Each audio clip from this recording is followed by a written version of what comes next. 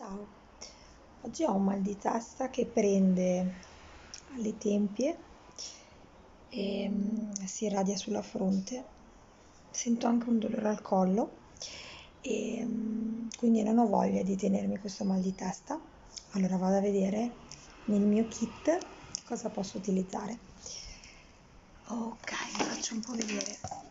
Tendenzialmente la lavanda, quella che è sempre indicata per il mal di testa e anche un po' per il rilassamento generale.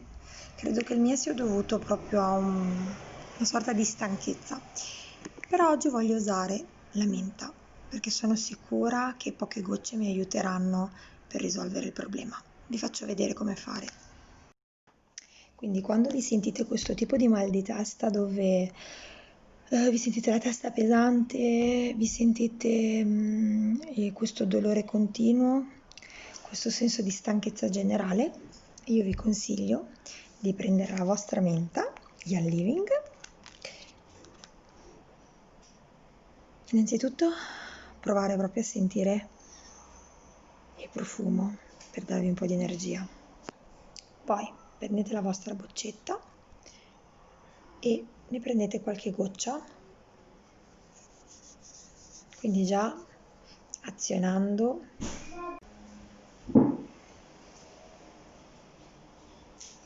quindi inalate, dopodiché io lo passo sulla fronte e vado a fare dei piccoli cerchietti fino a dietro al collo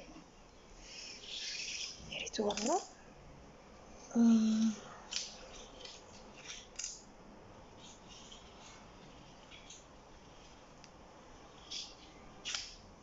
Massaggiate dietro al collo perché ci sono i punti in cui l'olio riesce a penetrare bene. Un piccolo massaggio. Inalate, schiacciate e continuate per 2-3 volte.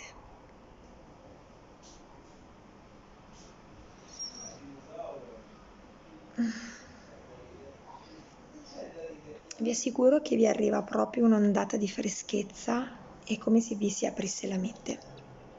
Provate anche voi e poi mi dite come va.